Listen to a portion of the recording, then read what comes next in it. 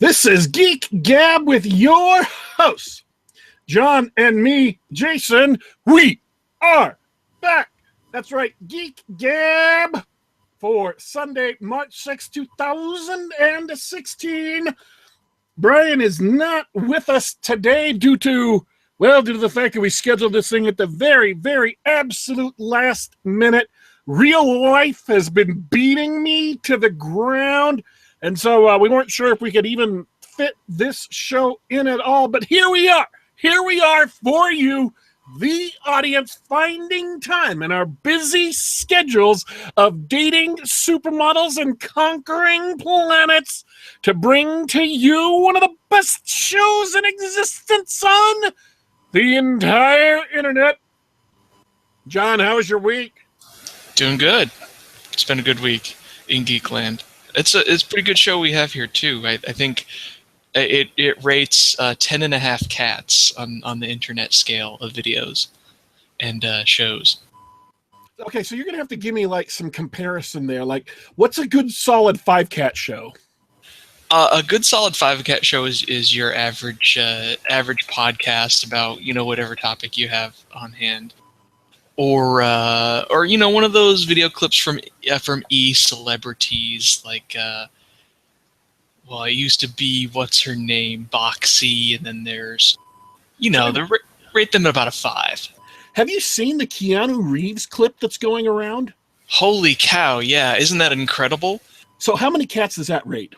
That's 7.5 cats. 7.5 cats. Okay. So now I've got a good feel for the cat scale. It is a great clip, though, isn't it? Wow, isn't it incredible? It looks like he's training for some special forces unit, and he's just uses 3 different.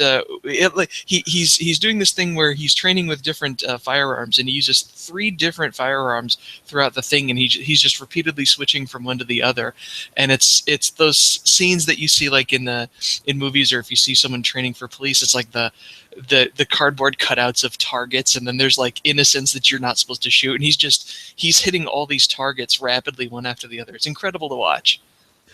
The other great thing is there's actually another clip, and I'm going to try to dig these up so we can put links to them in the description. So if people haven't seen it, they can go ahead and watch it. There's another clip with his trainer. His trainer's name is Taran Butler. I have no idea who this guy is, so I can't give you like some kind of in-depth biography of him. But apparently he does firearms training, and he's training Keanu Reeves for John Wick 2.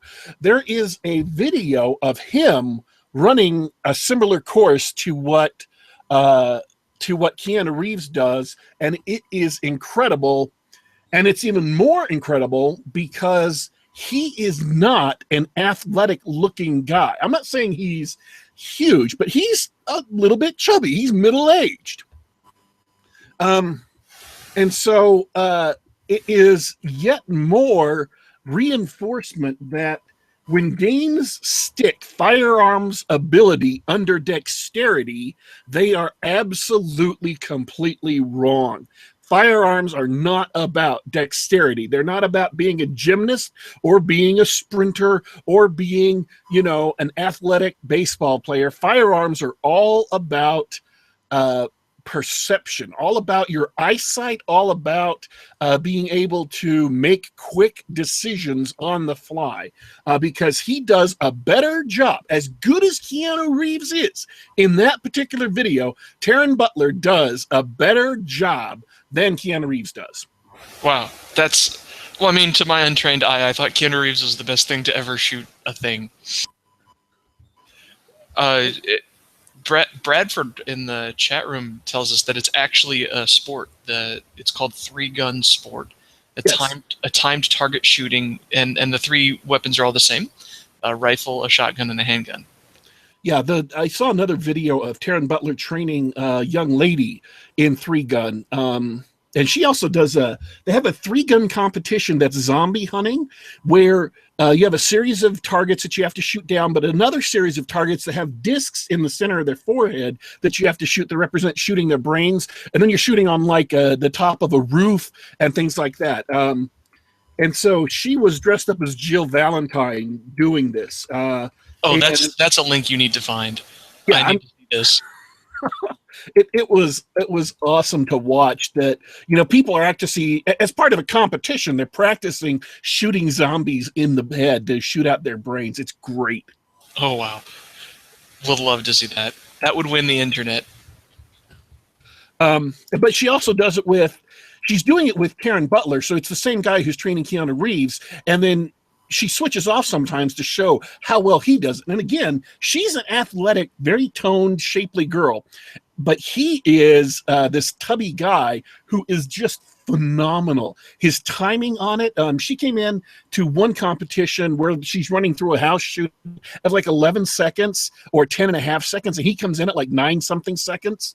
So it is, even moving from target to target is not about dexterity. It is all about in attributes. And I'm talking right now about my still in progress role-playing game that I'm developing, the Omniversal Gaming System, which I'm calling for short Omega, Omniversal Gaming, Omega. Firearms is based on perception, the attribute perception, not on dexterity. And these videos were absolutely perfect examples of why, when you have champion shooters, or like Larry Correia, who is an author that we, New York Times bestselling author, we've had here on the show on Geek Gab. Larry Correia is 6 foot 5 inches tall, and he's 300 and something pounds. And so he's not a skinny, lanky, long-distance runner kind of guy. You would never, ever mistake him for a sprinter. And yet at the same time, he wins, or won regularly when he was shooting regularly, national championships, because shooting is not about dexterity. It's about perception. And that's something that I am building into the game. And yes, I'm putting all these links to these 3 videos in the description even as we speak. See, I never picked that stuff up because I tried to improve my hand-eye coordination as a child, but my father always told me don't play duck hunt with the gun pressed up against the TV. But that's the only way I could hit the ducks. So I'll never beat Keanu Reeves in 3-gun. I likewise. Oh, Jessica Hook. That's the young lady's name, is Jessica Hook, who does Jill Valentine in the 3-gun zombie competition. Yeah, I was no good at like duck hunt. I was no good at. I mean, I was okay. It wasn't great, but it wasn't a game that really excited me, and I didn't ever practice it long enough to get much better at it than I am now, or than I was when I just picked it up. So, I could call that laziness, if only to salve my ego. I will call that laziness. Because you could fix laziness, right? You know, we could always get off our tubby asses and do something. Me, I'm going to keep playing video games. I enjoy video games. I'm not. See, that's the thing too. I have a hardcore taste in video games. Like, I like the kind of games hardcore gamers like, but I am not in any way, shape, or form a hardcore gamer. I am just absolutely is not my thing. Well, and there's not really a hardcore gamer in the sense that someone who plays all games all the time hardcore, but people who pick a certain type of game or a certain game and then they focus on that. Like a great example is the fighting game community, right? Because these guys have been talking about this stuff on the internet for years. In fact, I was following James Chen, basically the guy behind the website SureYouCan.com. And SureYouCan.com's been around for, I want to say, like 15 years. But these guys study things like the frame rates and the frame advantages. Sorry, the advantage you get in frames when you like make an attack or whiff an attack or they block it or something like that. They analyze the actual, like, the spacing of the characters and everything. They get down to that detail. And I'm sure they play other games, but I mean, they're hardcore fighting game players, right? Yeah, and you get the same thing in StarCraft.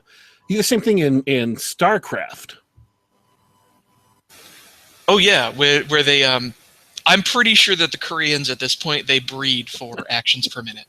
Seriously. It's like a national pastime in South Korea. It's great to watch. I just, the people who, and I'm not saying this is wrong. I absolutely do not think this is wrong. If this is your hobby and you want to excel at it, go for it, man. I'm okay with that. But these people, they study like build orders to where they have them absolutely just down to a T, and they already know what they're going to be doing. It's incredible, and it's on a schedule too, right? It's Yeah. It's like by 32 seconds in the map, you should be working on your base 2, and you should be building this thing. And you go, wait, what? You have this down to the second? Like, yeah, if you're a second or two behind, you're actually falling behind in the game. You might lose. Yeah, you've already lost. You may not actually have lost until another 3 minutes or 4 minutes when their crew hits you, but you've already lost because you're already behind. Your points, the seconds that you have lost, the fractions of a second you've lost so far, are just going to compound because it slows everything else down. Crazy, absolutely crazy. Well, actually, you can see that in a lot of really in board games. I love playing European style board games with lots of interlocking systems and moving parts, and not always a lot of violence or confrontation. But a lot of these games sort of have the style. Like Puerto Rico is probably my favorite board game ever, and it's got this system where you sort of spend the first half of the game sort of building a machine, and then the second half of the game you use that machine to sort of generate your victory condition. Like you generate points for the win. And in those games, they have the same sort of thing where, if you're like X number of dollars behind in build up at this point in the game, you might have already lost because the player 2 is already working his machine and getting points out of it, and you may not have enough time to catch up. See, if you're paying attention, Dominion, by the way, which is one of my favorite games, it's quite possibly my favorite board game or favorite non-tabletop role-playing game. Dominion, if you're paying attention to what's happening, you can tell as soon as someone has got their deck together enough to begin generating regularly either money or victory points, because that's what I call the liftoff moment, because it's like a jet. If you've ever ridden a jet, it's going down the runway and it gets faster and faster and faster. And then all of a sudden, there's that moment at which its speed overcomes gravity and it just starts lifting off. And it's already gone. And whoever can get to that liftoff point, that takeoff point first, is probably going to win unless something really terrible happens to them, because they have enough cards, or they have the right kind of cards to begin buying higher price cards they haven't bought yet and begin generating gold and or victory points regularly. And as soon as you start generating enough gold to buy platinums or to buy the highest level land, I forget what those are called. Is it dukies? The provinces and or colonies if you're playing with that expansion. Yeah. Oh yeah. How can you not play with the wealth expansion? Everybody, see, that's not my favorite. Everybody loves that expansion. I'm just fine capping off the provinces. But I think you're right. I think there's a couple of really important points of the game where, like the first person to upgrade from silver to gold, that's a significant point in the game. Yeah. And the first person to buy a province instead of getting a gold or a really good 5, 6, 7 cost action, that's another significant point in the game. Because the first, like when someone buys a gold, then they have an advantage. But then when they buy their points, their province, they sort of hit a point where, and I hope this isn't too esoteric for people who haven't played Dominion before. If you haven't, you should play it.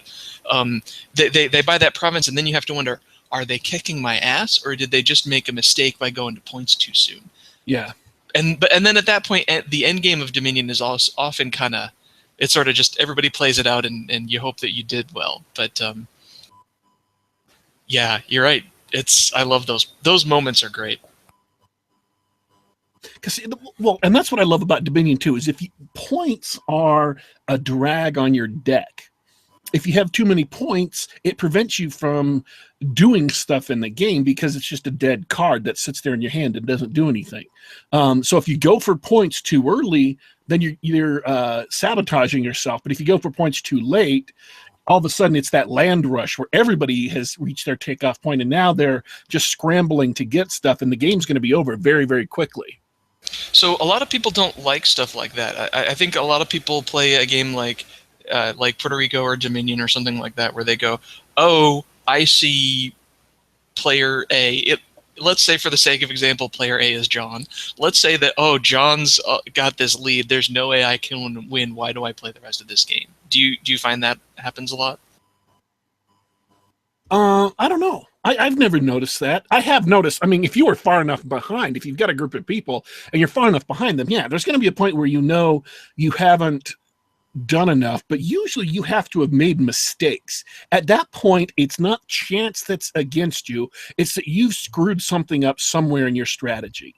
So yeah, that can happen, but that is almost always your fault. Chance does make a difference in the game, but not big enough to where being massively far behind everyone at the table is actually just due to chance. That is always, every time I've played the game, it's always been due to your fault as a player. Well, that indicates a good game, in my opinion. I play another card game that we've talked about a lot, Vampire: The Eternal Struggle. It's one of the oldest collectible card games. Currently out of print, but we still play it.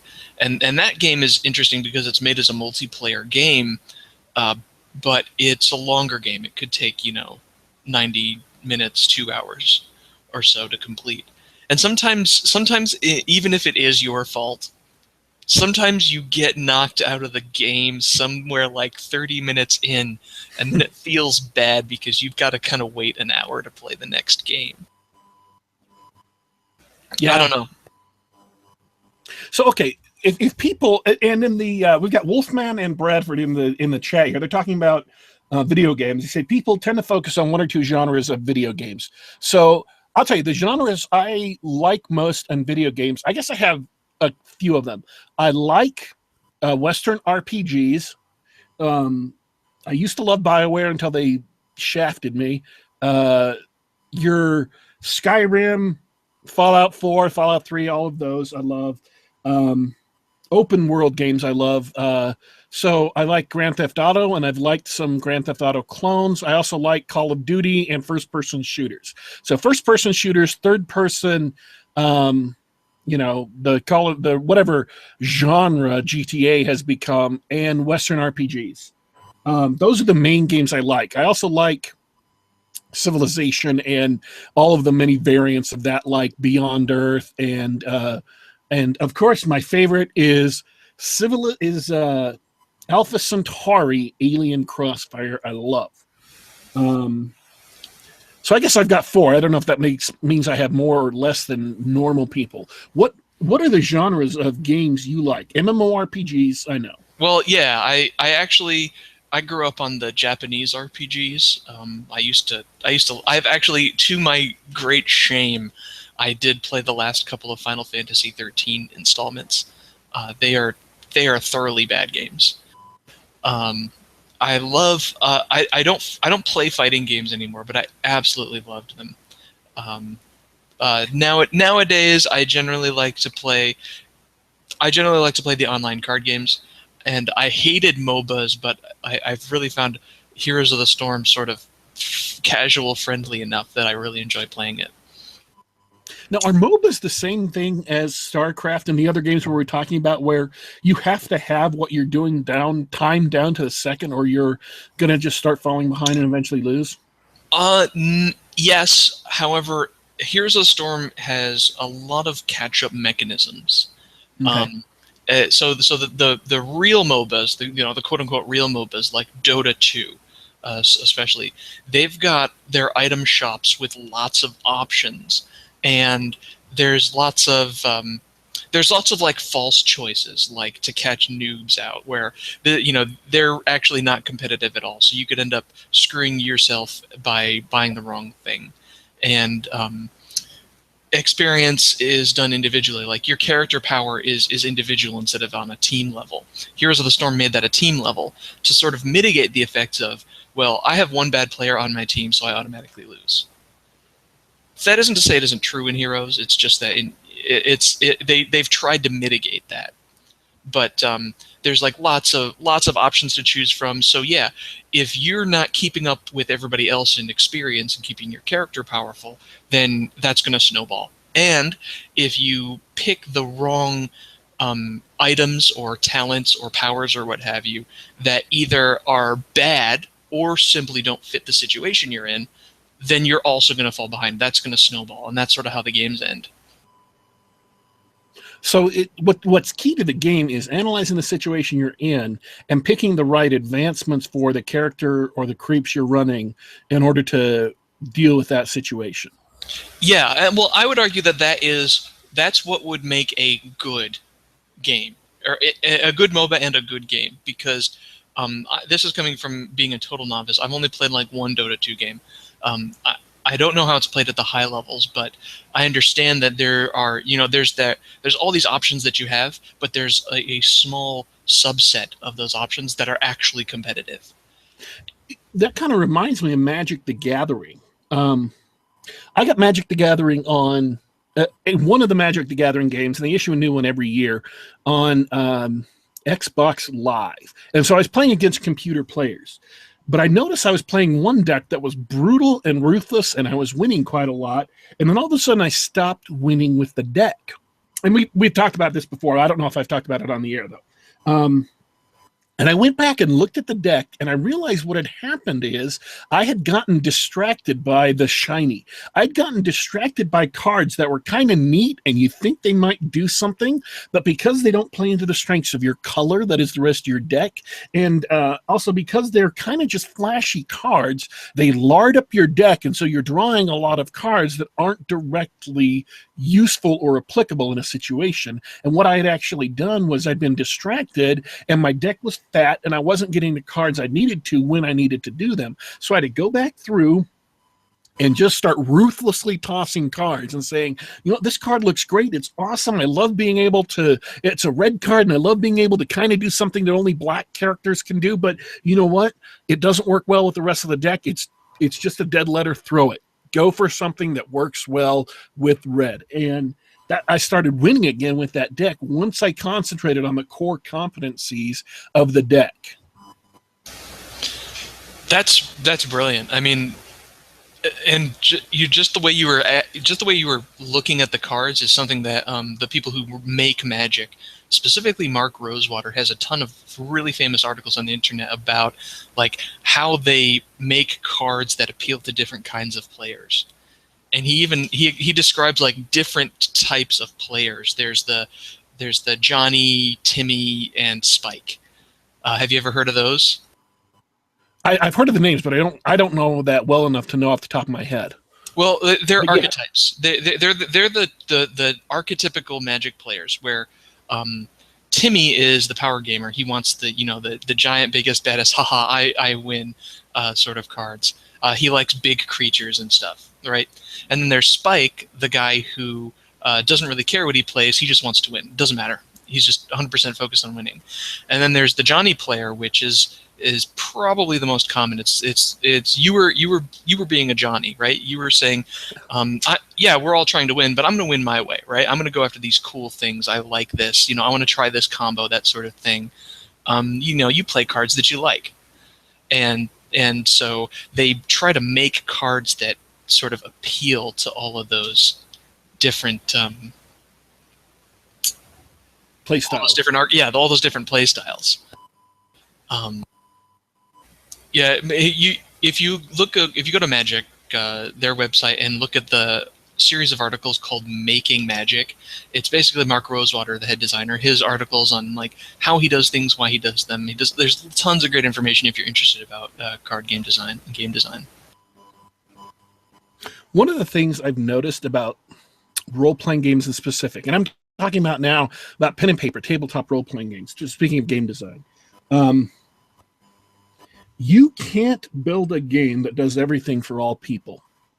And I'm going to draw a huge exception for D&D 5 for specific reasons, and I'll get back to that maybe. So if you're going to need to make choices for your game, if you're building a role-playing game, make bold choices, make clear choices, and be willing to change those choices as soon as you get into playtesting. But don't worry if you're pissing off some portion of your player base or of the potential player base that could exist for a role-playing game, because some group of people will always love a given mechanics no matter how crappy it is, and some group of people will always irrationally hate a mechanic no matter how good or efficient or effective it is, and you just have to make decisions and have the guts to stick to them, and your game will turn out better for it. If you try to make a game that appeals to everyone, it's going to be watered down and wishy-washy and will end up not pleasing anyone. It's better to have a passionate fan base that loves what you're doing than it is to try and please everyone and have no fan base at all. Yeah, I agree 100%. In fact, Bradford in the chat just brought up Hearthstone and how they rely on random numbers a lot.